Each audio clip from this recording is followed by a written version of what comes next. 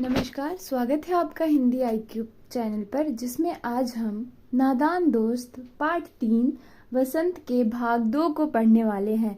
भाग 1 में हम बात कर चुके हैं कि बच्चे किस तरह से अपने घर में एक चिड़िया के घोंसले में जो कुछ अंडे दिए हुए हैं उनकी कैसे देखभाल कर रहे हैं, वो किस तरह का उनके साथ अपना व्यवहार कर रहे हैं। इन सब चीज़ों को हमने देख लिया है। अब आगे की पार्ट को हम करते हैं। गर्मी के दिन थे। बाबूजी दफ्तर आ गए थे। अम्मा दोनों बच्चों को कमरे में सुलाकर खुद सो गई थी, लेकिन बच्चों की आंखों में आज नींद कहाँ। अम्मा जी को बहलाने के लिए दम रोके दोनों आंखें बंद किए मौके का इंतजार कर रहे थे। जब ही मालूम हुआ कि अम्मा जी अच्छी तरह सो गई हैं, दोनों चुपके से उठे और बहुत धीरे से दरवाजे की छिटकिनी खोलकर बाहर निकल गए। अंडों की हिफाजत की तैयारियां होने लगी। केशव कमरे से एक स्टूल उठा लाया, लेकिन जब उससे काम न चला तो नहाने की चौकी लाकर स्टूल के नीचे रखी और डरते डरते स्टूल पर चढ़ा। ये बताया जा रहा है कि हम भी जैसे बचपन में बच्चे होते हैं, उनको नींद नहीं आती और गर्मी के दिन में ऐसे बाहर उनको छोड़ा भी नहीं जाता खेलने के लिए।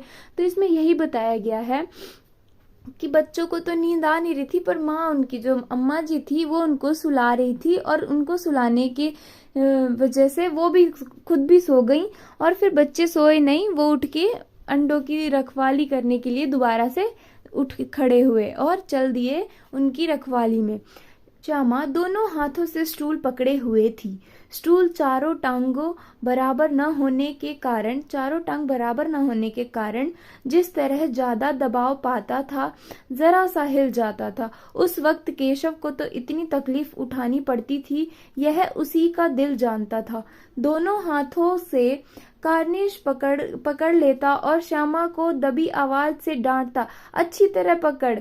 अब ये हम भी देखते हैं अपने घरों में कि किस तरह से जब छोटे बच्चे, दो भाई बहन कुछ भी कर रहे होते हैं तो वो कैसा व्यवहार करते हैं, वो किस तरह का अपना बिहेव रखते हैं। इस सब चीजों को हम अपने घर के आसपास भी देख सकते हैं। तो इसमें में बताया गया है कि श्यामा ने स्टूल पकड़ा हुआ था और उसकी टांगे बराबर न होने के कारण वो थोड़ा सा हिल जाता था, और जब भी हिलता था तो उसका भाई जो है केशव, वो क्या करता था, डांटता था उसको धीरे से कि ये क्या कर रहा है। फिर केशव कहता था, अच्छी तरह से पकड़ वरना बहुत मारूंगा, उतर कर बहुत मारूंगा। मगर बेचारी श्यामा का दिल तो ऊपर कार्निश पर था। बार बार उसका ध्यान उधर चला जाता और हाथ ढीले पड़ जाते। केशव ने जब ही कार्निश पर हाथ रखा, दोनों चिड़ियां उड़ गई। केशव ने देखा कार्निश पर थोड़े तिनके बिखरे हुए हैं और उन पर 3 अंडे पड़े हैं। जैसे घोंसले उनसे पेड़ों पर देखे थे, वैसे कोई घोंसले नहीं हैं। श्यामा ने नीचे से पूछा, क्या बच्चे हैं भैया? तो केशव बोलता है, 3 अंडे हैं, अभी बच्चे नहीं निकले। श्यामा फिर पूछती है, जरा हमें दिखा दो भैया कितने बड़े हैं। फिर केशव बोलता है, केशव दिखा दूंगा, पहले जरा चिथड़े ले आ और नीचे बिछा दूं, बेचारे अंडे तिनके पर पड़े हैं। अब उन्होंने क्या कहा, उनके मन में जिज्ञासा है कि बच्चे कैसे निकलेंगे, बच्चे अंडे कितने बड़े हैं। उस छोटी सी बच्ची जो है श्यामा, उसके मन में बहुत सारी जिज्ञासाएं हैं। वो सारे सवाल हमने अभी पढ़ा कि वो पूछती है कि कितने बच्चे हैं, कितने बड़े हैं, ये सारे उसके मन में सवाल उठ रहे हैं, जिसको केशव बहलाता है और कहता है कि रुक जा, पहले चिथड़े ले आ, फिर दिखाता हूँ। श्यामा दौड़कर अपनी पुरानी धोती फाड़कर एक टुकड़ा लाई। केशव ने झुककर कपड़ा ले लिया, उसके कई तह करके गद्दी बनाई और उसे तिनकों पर बिछाकर तीनों अंडे धीरे से उस पर रख दिए। अब उसने क्या किया, जो धोती फाड़कर श्यामा लाई थी उसका उन्होंने अच्छे से बिस्तर जैसा बनाया और उसके ऊपर तीनों अंडों को रख दिए। श्यामा ने फिर कहा, हमको भी दिखा दो भैया। अब वो नीचे पकड़ के स्टूल खड़ी हुई थी छोटी बच्ची, तो उसको लग रहा था कि मैं भी देख लूं। अब वो कह रही थी कि भैया हमको भी दिखा दो। केशव दिखा दूंगा, पहले जरा वह टोकरी तो दे दो, ऊपर छाया कर दूं। अब वो अपने पूरे इंतजाम में लगा हुआ था केशव कि वो कैसे उनको एक अच्छी सी छाया, एक अच्छा सा घर या अच्छा सा घोंसला दे सके। तो वो उसमें था और श्यामा उन अंडों को देखने के लिए। श्यामा ने टोकरी नीचे से थमा दी और बोली, अब तुम उतर जाओ, मैं भी तो देखूं। अब वो कहती कि अब बस तुम्हारा बहुत हो गया, अब मुझे देखने दो। केशव ने टोकरी को एक टहनी से टिका कर कहा, जा दाना और पानी की प्याली ले आ, मैं उतर जाऊं तो तुझे दिखा दूंगा। अब उसने कहा कि सारी चीजें जितनी भी इंतजाम करने थे वो सब मैं कर देता हूँ, उसके बाद तुम आके देख लेना। श्यामा प्याली और चावल भी लाई। केशव ने टोकरी के नीचे दोनों चीजें रख दी और आहिस्ता से उतर आया।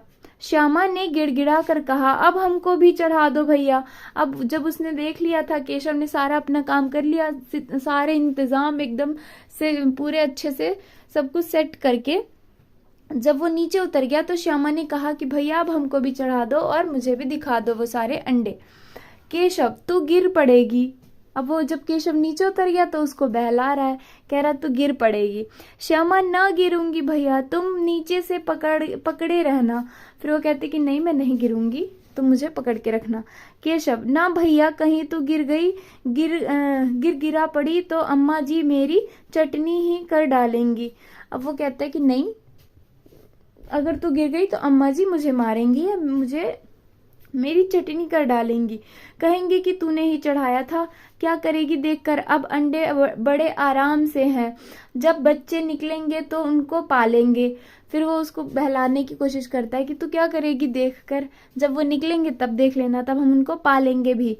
दोनों चिड़ियां बार बार कार्निश पर आती थी और बगैर बैठे ही उड़ जाती थी। केशव ने सोचा, हम लोगों के डर से नहीं बैठती। स्टूल उठाकर कमरे में रख आया, चौकी वहां की थी वहां रख दी। श्यामा ने आंखों में आंसू भरकर कहा, तुमने मुझे नहीं दिखाया, मैं अम्मा जी से कह दूंगी। फिर केशव कहता है, अम्मा जी से कहेगी तो बहुत मारूंगा, कह देता हूँ। फिर श्यामा पूछती है, तो तुमने मुझे क्यों नहीं दिखाया? केशव कहता है, और गिर पड़ती तो सर चार सर न हो जाते। फिर श्यामा कहती है, जो हो जाते तो हो जाते, देख लेना, मैं कह दूंगी। इतने में कोठरी का दरवाजा खुला और माँ ने धूप से आंखों को बचाते हुए कहा, तुम दोनों बाहर कब निकल आए? मैंने कहा था ना कि दोपहर को न निकलना। किसने किवाड़ खोला? किवाड़ केशव ने खोला था, लेकिन श्यामा ने माँ से यह बात नहीं कही। उसे डर लग रहा था कि भैया पिट जाएगा, कांप रहा था कि कहीं श्यामा कह न दे। अंडे न दिखाए थे, इससे अब उसको श्यामा पर विश्वास न था। श्यामा सिर्फ मोहब्बत के मारे चुप थी या इस कसूर में हिस्सेदार की वजह से, इसका फैसला नहीं किया जा सकता। शायद दोनों ही बातें थी। माँ ने दोनों को डांट डपटकर फिर कमरे में बंद कर दिया और आप धीरे धीरे उन्हें पंखा झेलने लगी। अभी सिर्फ 2 बजे थे, बाहर तेज लू चल रही थी। अब दोनों बच्चों को नींद आ गई थी। इसमें चित्रवत वर्णन किया गया है, शब्दों का ऐसा गुथा गया है, शब्दों को ऐसी माला बनाई गई है कि जिससे हमें, जब हम इस पाठ को पढ़ रहे हैं तो हमारे मन में एक चित्र वर्णन हो रहा है या हमारे दिमाग में कोई एक पिक्चर चल रही है। इसी तरह से इसका वर्णन किया गया है। यह बहुत ही रुचिपूर्ण पाठ है, जिसको किसी भी बच्चे का या किसी भी घर में अगर चिड़िया ने बच्चे दिए, घोंसले किए हैं, तो उन सब का हम वर्णन किस तरह से कर सकते हैं, उसको बहुत ही मार्मिक ढंग से समझाया गया है, जिसको हमने इस पाठ में पढ़ा। आशा करती हूँ आपको अच्छे से समझ आ रहा हो। इस पाठ में इतना ही। आगे का जो तीसरा अध्याय है या तीसरा पाठ है इसका, उसको हम अगली कक्षा में करेंगे। आपका बहुत बहुत धन्यवाद। अगर मेरी वीडियो आपको अच्छी लगी हो तो लाइक, शेयर एंड सब्सक्राइब करें और बेल आइकन दबाना ना भूलें।